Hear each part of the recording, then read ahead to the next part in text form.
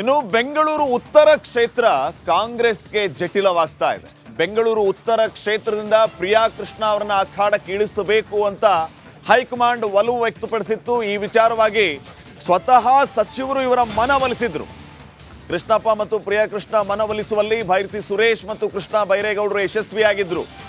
ಆದರೆ ಟ್ವಿಸ್ಟ್ ಏನಂತಂದ್ರೆ ವಿದೇಶಕ್ಕೆ ಹಾರಿದ್ದಾರೆ ಶಾಸಕ ಪ್ರಿಯಾ ಕೃಷ್ಣ. ಪಕ್ಷ ಸಂಘಟನೆ ಮಾಡಬೇಕಾಗಿತ್ತು, ಲೋಕಸಭೆ ಚುನಾವಣೆಗೆ ತಯಾರಿಯನ್ನ ಮಾಡ್ಕೋಬೇಕಾಗಿತ್ತು.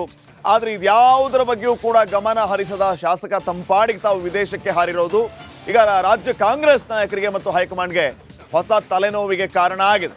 ಹಾಗಿದ್ರೆ ಬೆಂಗಳೂರು ಉತ್ತರದಿಂದ ಯಾರು ಅಭ್ಯರ್ಥಿ ಆಗ್ತಾರೆ, ಮುಂದಿನ ನಡೆ ಏನು, ಮತ್ತೆ ಪ್ರಿಯಾ ಕೃಷ್ಣ ಅವರನ್ನ ಕರ್ಕೊಂಡು ಬಂದು ಅಖಾಡಕ್ಕೆ ಇಳಿಸ್ತಾರ ಅನ್ನೋದು ಸದ್ಯಕ್ಕಿನ ಪ್ರಶ್ನೆ ಆಗಿದೆ.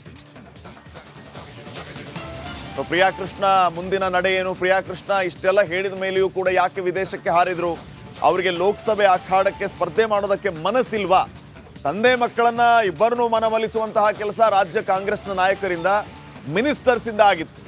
ಆದರೆ ಯಾಕೆ ಪ್ರಿಯಾ ಕೃಷ್ಣ ಈ ರೀತಿ ವಿಭಿನ್ನ ನಡೆಯನ್ನ ಅನುಸರಿಸಿದ್ರು?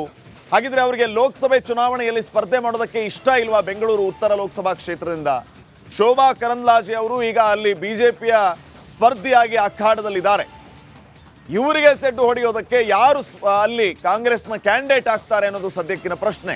ಆದರೆ ಸ್ವತಃ ಭೈರತಿ ಸುರೇಶ್ ಮತ್ತು ಕೃಷ್ಣ ಬೈರೇಗೌಡರು ಕೃಷ್ಣಪ್ಪ ಮತ್ತು ಪ್ರಿಯಾ ಕೃಷ್ಣ ಮನವೊಲಿಸಿದ್ರು. ಪ್ರಿಯಾ ಕೃಷ್ಣ ಅವರನ್ನ ಬೆಂಗಳೂರು ಉತ್ತರ ಲೋಕಸಭಾ ಕ್ಷೇತ್ರದಿಂದ ಅಭ್ಯರ್ಥಿಯನ್ನಾಗಿ ಮಾಡಬೇಕು ಅಂತ.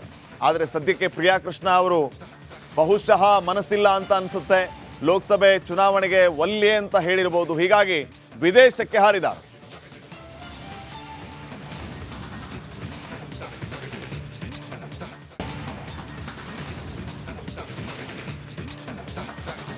ಕಾಂಗ್ರೆಸ್ನವರಿಗೆ ಸದ್ಯಕ್ಕೆ ಬೆಂಗಳೂರು ಉತ್ತರ ಕ್ಷೇತ್ರ ಜಟಿಲವಾಗಿದೆ.